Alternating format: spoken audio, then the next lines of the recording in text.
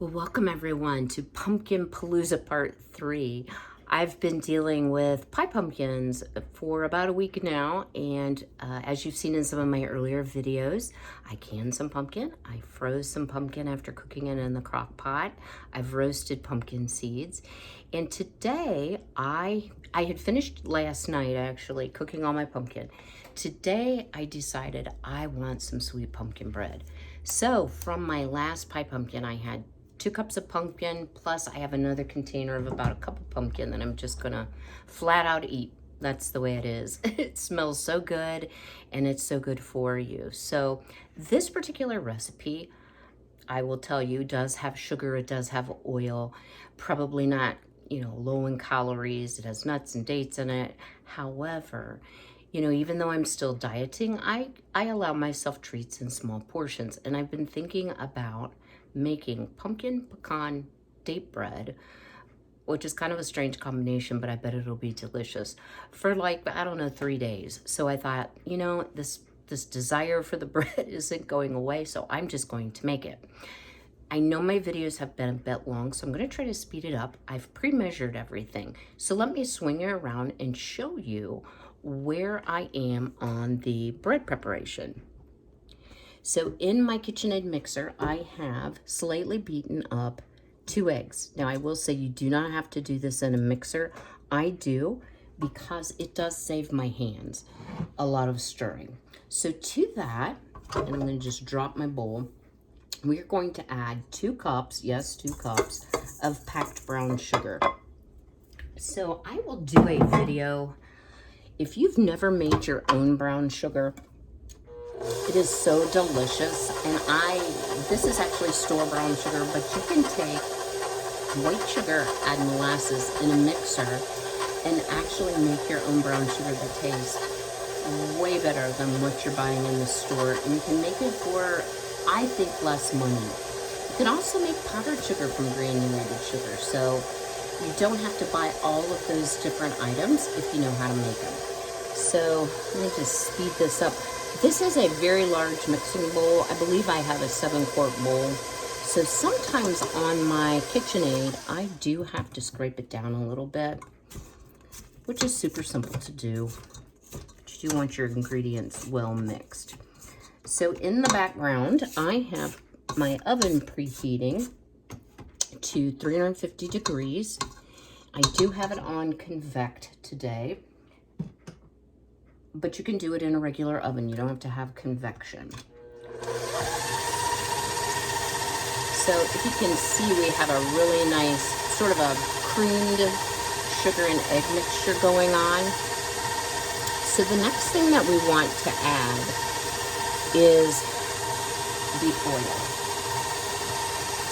And this oil is half cup. Now, you can use coconut oil. I have made pumpkin bread with coconut oil. To me, it gives it a funny mouth feel, probably healthier for you. I just use corn oil. The reason I don't use vegetable oil, believe it or not, is because I am allergic to soybeans. So when you have an allergy like soybean, it's in everything. So I try to be very careful, and it's one of the reasons that I do so much home cooking, so that I can avoid the exposure to soy. So we'll just get that going.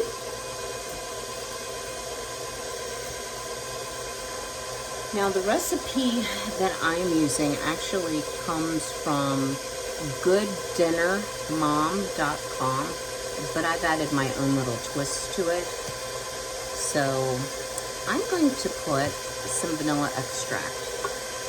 Oh, like a teaspoon. I think vanilla extract, and I use the real stuff, not the imitation. I just think it adds so much depth of flavor to anything that you're baking.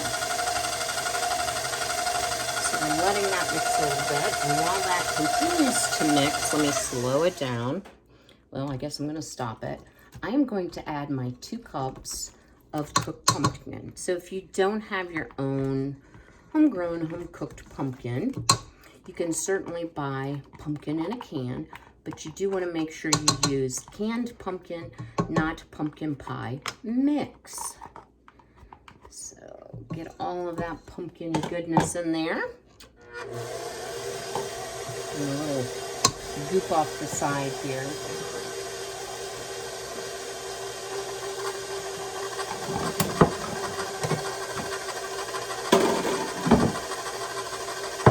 Now, I pre-measured and mixed the dry ingredients, and we'll be adding those in just a moment. So let me share with you what is in here. This is 2 1/4 cups of sifted all-purpose flour, 2 teaspoons of baking soda, 1/2 teaspoon of salt, 1½ teaspoons of cinnamon, and a scant 1/2 teaspoon of ground cloves.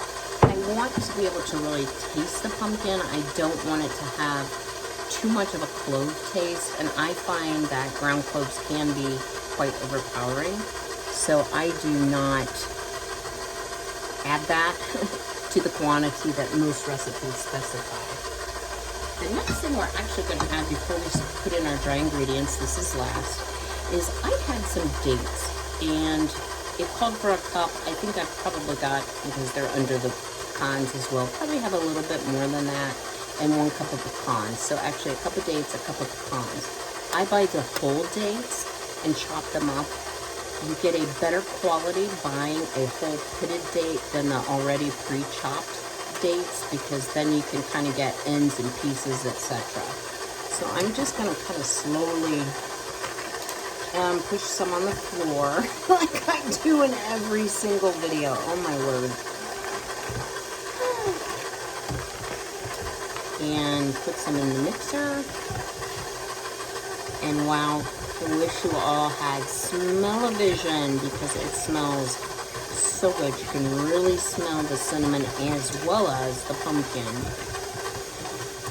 Just about have it here. And we'll worry about what's on the floor a little bit. Except I'm standing on it. Okay. All right, let me turn that off for a moment. So when I sifted my ingredients, I actually sifted them all together. So I put like a cup of flour in the sifter, then my soda, salt, spices, and then the rest of the flour. So I could make sure that it was well sifted and well combined. So I am just going to spoon in, or spatula in, a little bit of the flour at a time. That was approximately half.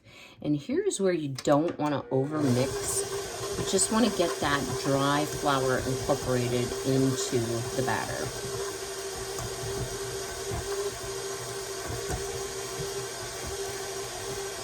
Getting there, almost incorporated. Good. And now I am going to lower the bowl. Try to get that beater out of the way and put the remainder of our flour in. There we go. Raise the bowl, and then we'll give it just a gentle and quick mix to get it all incorporated. So while that is mixing, let me talk to you a little bit about your baking dish. So you need a typical loaf pan, which is, I think, 9 1/4. It's 3 inches deep, maybe 5 inches wide. Let me look. Yes, 5 inches wide. And you might think, what on earth did you put in the bottom of the pan? This is a cast iron pan. The recipe actually calls for you to butter the pan. I don't butter cast iron because it has a tendency to over brown. So I just sprayed it with some cooking oil. And then you dust the pan with breadcrumbs, which is a little bit odd. However, with the stickiness of this dough and the dates, you may have some stickage problems if you do not use those breadcrumbs. So let me just get this off the beater here. Well, I'm having a little, there we go. Oh, righty-tighty, lefty-loosey. Sometimes I have a challenge with that.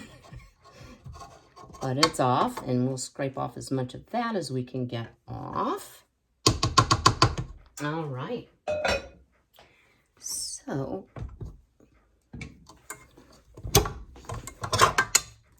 how delicious does that look? So all I'm going to do is put this in the pan and into my preheated oven for 50 to 55 minutes until either a cake tester, a toothpick, whatever it is that you like to use to test doneness, comes out. I had to laugh at this, pretty clean.